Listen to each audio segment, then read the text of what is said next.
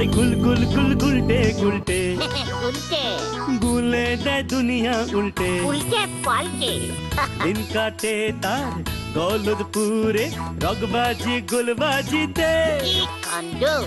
পাঁচু ভেন্ডি ঘটনা চালা তার সঙ্গীত তার কার সাজিতে জ্বালিয়ে খেলে গুলের প্যাঁচে দিনকে করে সেরা গুল গুল গুলটে গুল গুল গুলটে মামা জিন্দাবাদ উল্টে মামা।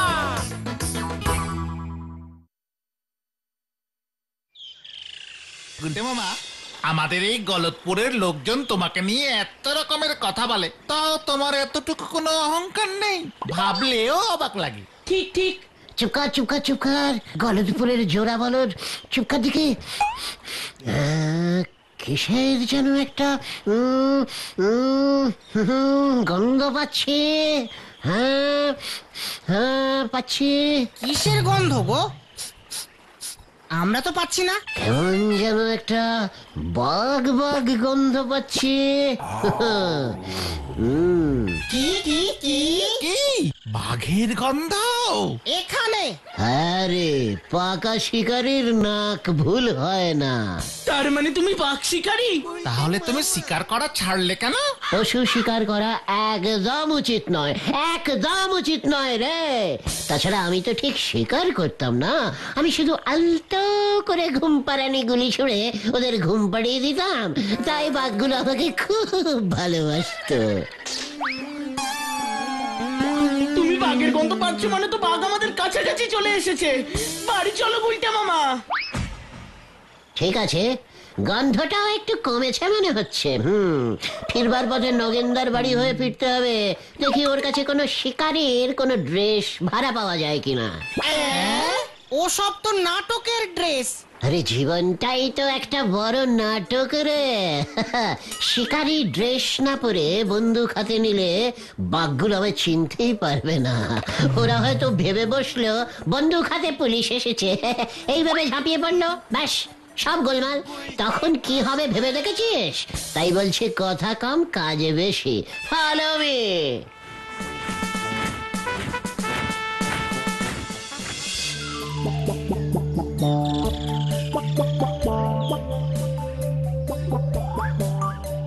গুলটে মামা এখনো আসছে না কেন বলতো?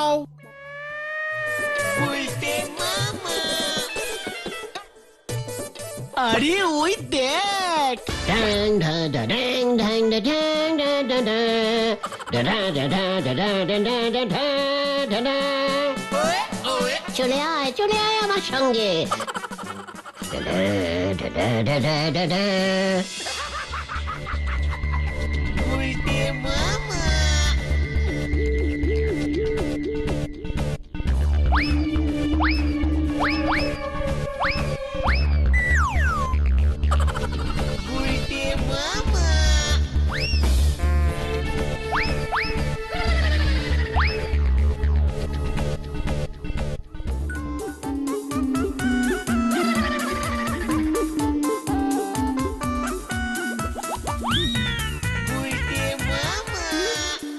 ওই তোরা ওই কসু বনে কি খোঁজস রে? বাঘ খুঁজছি দাদু। কি খুঁজতেছস? বাঘ খুঁজছি দাদু, মানে একটা বাঘ, গায়ে ডোরা কাটা দাগ। গায়ে ডোরা কাটা দাগ নাও থাকতে পারে পাঁচু, না দেখে আগে থেকে কিছু বলিস না। বাঘটা প্লেন হলুদও হতে পারে। আরে হত সারা, তোরা কসু বনে বাঘ খোঁজস? আমার লগে মস্করা করতেছিস? ওই তুই ষষ্ঠী পুরোহিতের বলা না? দাঁড়া, তোর বাপের লগে দেখা হোক, কসু বনে বাঘ খোঁজা তোমার বাইর করতেছি। দেখলে তো গুলটে মামা, তোমার জন্য কেসটা খেলাম, এবার বাবাকে বললে কি হবে? তুই যখন জ্যান্ত বাঘটাকে ধরবি না তখন দেখবি তোর জন্যে গর্বে তোর বাবার বুকের সাথে 10.5 ইঞ্চি ফুলে গেছে। না এখানে মনে হয়নি, অন্য কোথাও চলো দেখি তো গুলটে মামা। আমারও ঠিক সেরকমই মনে হচ্ছে বুঝলি। এই দেখেছিস, একদম ভুলে গিয়েছিলাম, আজ তো বৃহস্পতিবার না? না তো, আজ তো সারাদিন সোমবার। ইস, একদম খেয়াল ছিল না। তাহলে ওই কচু বনে খুঁজতামই না। মানে আসলে বাঘ তো বৃহস্পতিবার নিরামিষ খায়, তাই কচু বনে ঘোরাঘুরি করে। আজ তো সোমবার, নড়ার দোকানের দিকটাতেই যাই।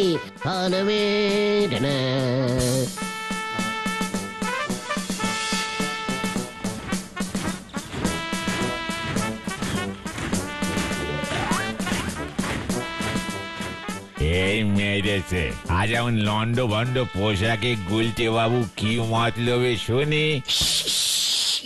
আস্তে নড়া আস্তে, বাঘ বাঘ, গন্ধটা এদিকেই বেশি পাচ্ছি। ছাদে দেখি একটু কড়া করে। এ কি বলতেছ গো? আরে মানুষ ছেড়ে বাঘের চা দেবো কেন? আর কোথায় এলো বাঘ?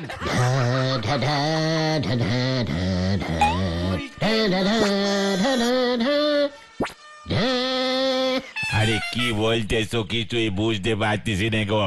আমাদের গলতপুরে বাঘ এলো কবে ঠিকই? এই কাল দুপুর থেকেই ঢুকেছে বুঝলে। এই খেয়েছে, এখন কি হবে গো? আরে চা করবো কি? আমার তো শুনেই হাত পা কাঁপতে লেগেছে গো। আমাদের গলতপুরে বাঘ ঢুকে পড়েছে গো।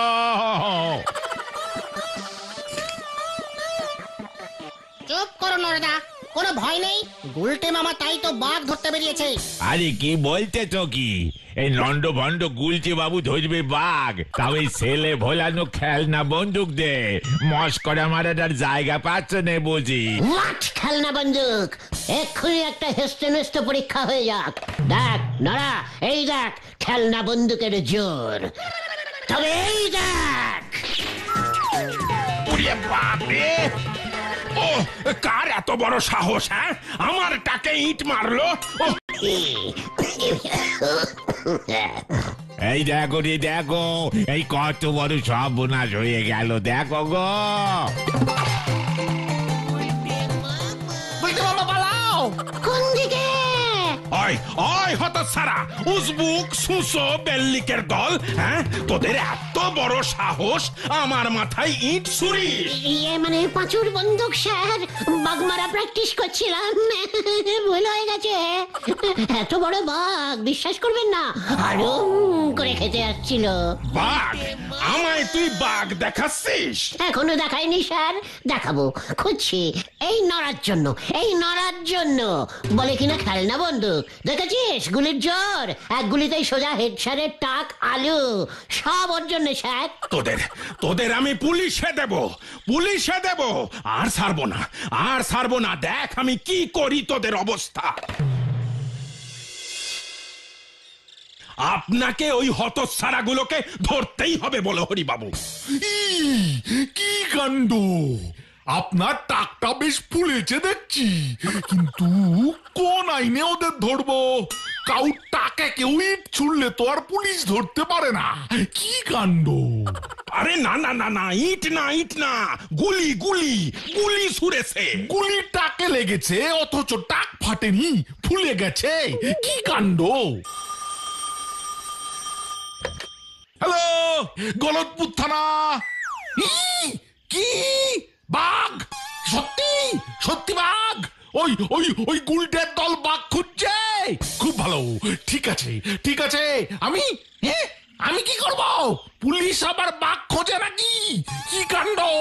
কোন আইনে? আমি রাখছি, পরে বলছি। ভজা ভজা, থানার দরজা জানালাগুলো বন্ধ কর। গলতপুরে বাঘ পড়েছে, ভয় পেয়ে লোকজন সব থানায় রিপোর্ট করছে। এই এই হেডস্যার বাবু, জলদি বাড়ি যান, বাড়ি যান। গলতপুরে বাঘ ঢুকে পড়েছে। যত সব। তুমি গলতপুরের লোকজনদের যা ভয় খাইয়ে দিয়েছিলে না, যদি সত্যি সত্যি বাঘ ধরা পড়তো তবে যে কি হতো। এই যে দণ্ড ভণ্ড ছেলের দল, হেড স্যার তোমাদের ওনার বাড়িতে তলব করেছেন। হোয়াট? হেড স্যার কলেন কেন? সে তো আমারই বলেনি গো। সকালে এসে পরপর চিনি সারা 2 কাপ চা খেয়ে এসে আর এই হুকুমটা দে গ্যাট ম্যাট করে চলে গেল। আর আমরা যদি হেড স্যারের হুকুম না মানে? মানলি পরে তোমাদেরই লাভ। এখনো তো দেখলাম ওনার টাকটা বেশ ফোলা ফোলা আছে। ওনার কাছে গিয়ে ক্ষমা টমা চেয়ে ব্যাপারটা মিটিয়ে ফেলো দেখিনি, নয়তো আবার কখন কোথায় কমপ্লেন করে দেবে তোমাদের নামে, তখন টেরটি পাবে। এমনিতেই হেড স্যার বাবু না দেখে ইঞ্জিরিতে লম্বা লম্বা চিঠিপত্র লিখতে পারি আমি দেখেছি। তাই বলতেছি উনি যা বলছেন তাই শোনো, জায়গায় আমি ওদিকে দোকান আবার খালি পড়ে আছে। কি গো, কি করবে গুলটে মামা? ভাবছে হেড স্যারের সন্ধি প্রস্তাবটা গ্রহণ করিব। তার মানে আমরা যাচ্ছি। Yes, follow me. আমিও বাঘ খেকো শিকারি। বাঘটা তাহলে নাইট ডিউটি দেয়। কেমন দিলাম পাচু? খুব বাজে। গুলটে মামা আমি তোমার জন্য সত্যি গর্বিত। আমাদের স্কুলের একজন প্রাক্তন ছাত্র এত বড় একজন শিকারী হইয়াছে জানিয়া আমি আজ বড়ই গর্বিত, পুলকিত, আনন্দিত। আপনি যে এত তিত উত্তেজিত হইয়াছেন দেখিয়া আমিও খুবই মানে খুশিত হইয়াছি। আর তাই আমি ভাবিয়াছি তোমাকে স্বর্ণ পদক দিয়া সম্মানিত করিব। কি বললেন? স্বর্ণ মেডেল? তাই আসল সোনার মেডেল দেবেন স্যার? হ্যাঁ, একেবারে আসল সোনার মেডেল ওর বুকে আমি ঝুলাইয়া দেব। কবে দিচ্ছেন স্যার? শীঘ্রই, খুব শীঘ্রই। তবে তবে তবে আবার কি স্যার? তবে তুমি যে একটি বাঘও ধরিয়াছো তার তো প্রমাণ নাই। প্রমাণ ছাড়া মেডেল দেওয়া যায় কেমন করে? আমাকে তো স্কুল কমিটির কাছে জবাব দিতে হবে। সে তো বটেই। মানে তাহলে স্যার বলছিলাম যে বাঘটা গলদপুরে না ঢুকলে আমি কি করতে পারি বলুন? মানে এখানে তো আমার কোনো দোষ নেই স্যার। ইস, অল্পের জন্য সোনার মেডেলটা হাত ছাড়া হয়ে গেল গো। না, এখনো পুরোপুরি হাত ছাড়া হয় নাই। উপায় একটা আছে। উপায় আছে? উপায় আছে স্যার? উপায় আছে স্যার? কি উপায় স্যার? হ্যাঁ, শোনো তবে। এখান থেকে ট্রেনে মাত্র 4টি স্টেশন দূরে সজনেডাঙ্গা গ্রামে আমার এক বন্ধু শ্রীযুক্ত হরিমাধব তালুকদার মহাশয় থাকেন। উনি ওই সজনেডাঙ্গা গ্রামের জমিদার স্থানীয় মানুষ বলিয়া ওনার উপরেই গ্রামের সুরক্ষার দায়িত্ব বর্তায়। সম্প্রতি ওই সজনেডাঙ্গা গ্রামে একটি 10 হাত লম্বা ব্যাঘ্র আসিয়া বড়ই উৎপাত করিতেছে।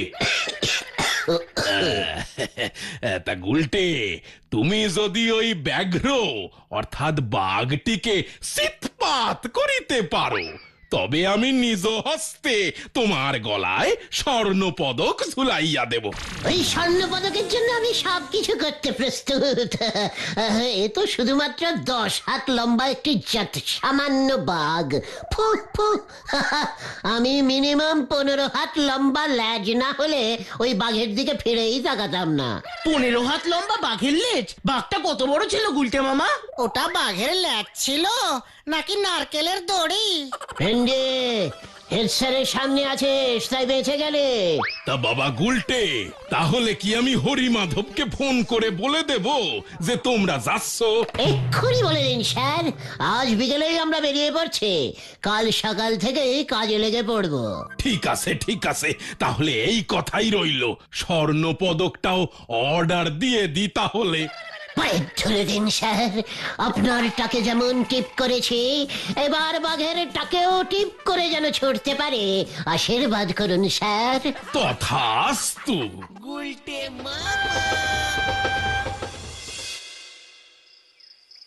এবার আর কোনো চিন্তা নেই স্যার। ওই 10 হাতি বাঘ এবার বুঝবে কে এসেছে ওকে জব্দ করতে। দেখো বাপু, সাবধান। শুনেছি বাঘটা কিন্তু মানুষ খেকো। মানে আমিও বাঘ খেকো শিকারি। এই বলেছিলাম আপনাকে। তাহলেই ভালো। রোজ রাতে বাঘটা জঙ্গল থেকে বের হয়ে গ্রামে ঢোকে। হাঁস মুরগি মানুষ যা পায় নিয়ে ভোরের দিকে ফিরে যায়। মানুষও খায় না। ও বুঝতে পেরেছি, বাঘটা তাহলে নাইট ডিউটি দেয়। হ্যাঁ বুঝতে পেরেছি। কি বুঝে গেলে বাবা? আমি সকালের দিকে বের হবো বাঘটাকে ধরতে। সারা রাত জেগে যখন বাঘটা ঘোষ ঘোষ করে ঘুমোবে, আর তখনই গিয়ে আমি পাকড়াও করব। কেমন দিলাম পাচু? খুব বাজে। না মানে বলছিলুম যে তোমাকেও রাতেই বের হতে হবে বাঘটাকে ধরতে। সকালে গভীর জঙ্গলে বাঘটাকে পাবে কোথায়? বাঘটা যে রাতেই গ্রামে ঢোকে। বাঘ ধরতে তুমি জঙ্গলে ঢুকলে এটা বোধহয় একটু বেশি ঝুঁকির হয়ে যাবে। জঙ্গলে দিনে জাগে এমন অনেক বাঘ আছে। বলছিলাম যে মেশমশাই, এখন তো প্রায় সন্ধে নেমে এলো, আমরা থাকবো কোথায়? মানে চারিদিকে তো বেশ অন্ধকার ঘনিয়ে এসেছে, তাই বলছিলাম আর কি।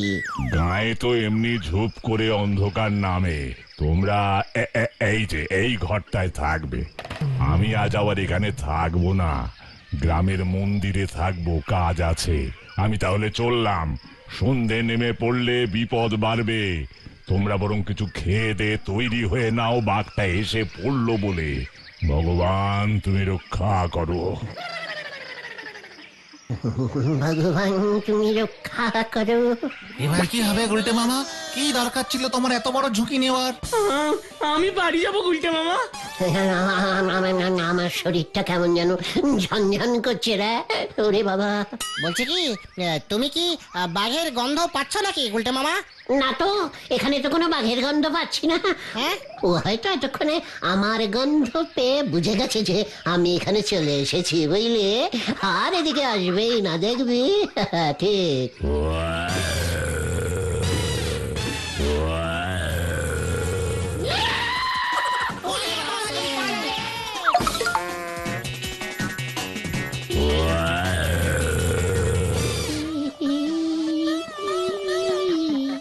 রাম রাম রাম রাম রাম।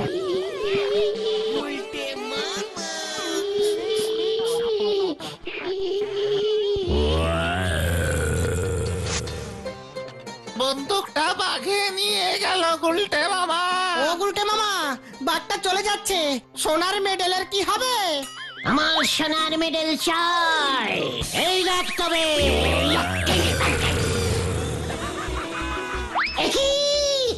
বাঘের লেজ আমার হাতে, একই কাণ্ড। ল্যাচ খুলে গেল কেমন করে? মেরেছি এক টান। আমায় তো চেনে না বাছাধন। আমি সব সময় ন্যাজে অ্যাটাক করি। ও আমার বন্দুক নিয়েছে, আমি ওর ন্যাজ। বাঘটা সত্যি ছিল তো?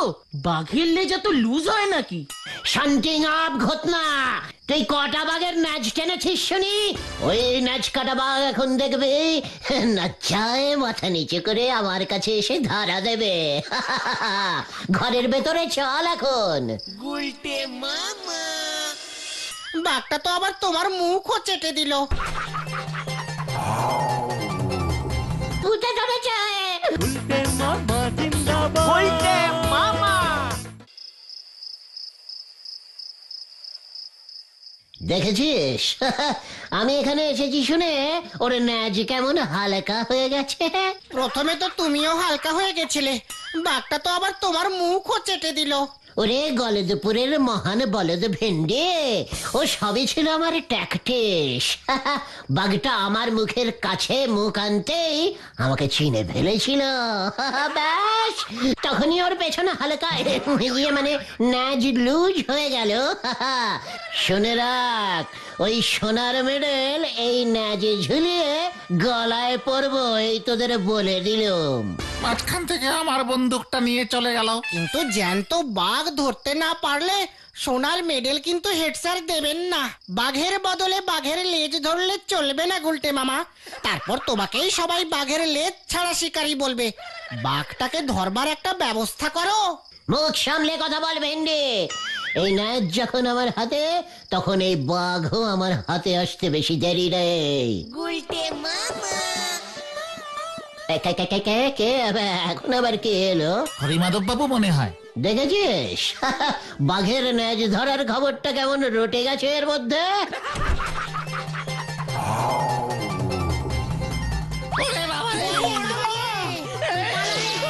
বাবা আমার লেজ দে। বাঘের ভূত। এত বড় সাহস তোর?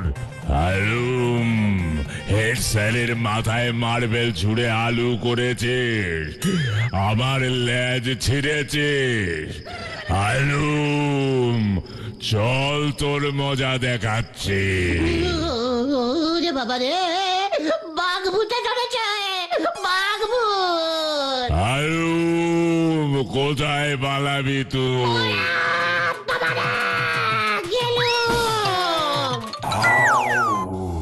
কেসটা গন্ডগোলের মনে হচ্ছে।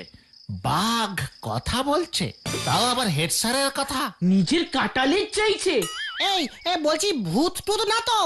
একদম না। বাঘটা যখন আমার বন্দুকটা নিয়ে গেল তখনই আমার কেমন সন্দেহ হয়েছিল রে। তাহলে গুলটে মামা কোথায় চলে গেল?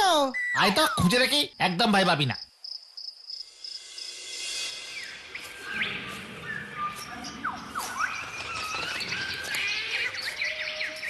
রাস্তাঘাটও চিনি না, কোথায় যে খুঁজবো গুলটে মামাকে এখন। রাত পেরিয়ে ভোর হয়ে গেল।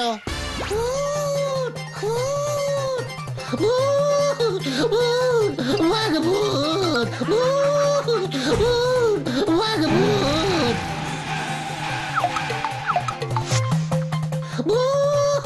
বাঘ ভূত।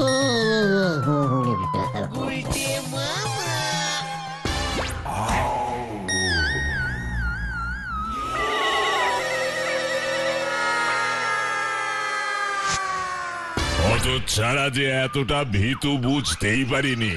যত বলছি থাম থাম, ততই দৌড়ে যাচ্ছে। কি আপনি হরিমাধব বাবু? ওকে ঘরে নিয়ে চলো, তারপর সব বলছি।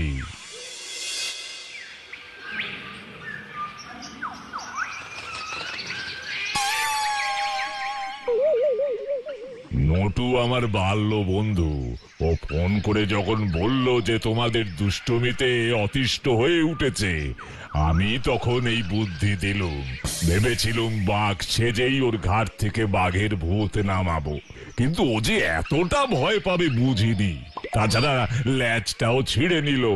বাঘের পোশাকটা তো ফেরত দিতে হবে, তাই লেজটা নিতে আমাকে আসতেই হলো। হেড স্যারের বন্ধু হয়ে আপনি বাঘও সাজতে পারেন। যাত্রা দলে কত কিছু যে সেজেছি আমি, সেটা নটু জানতো।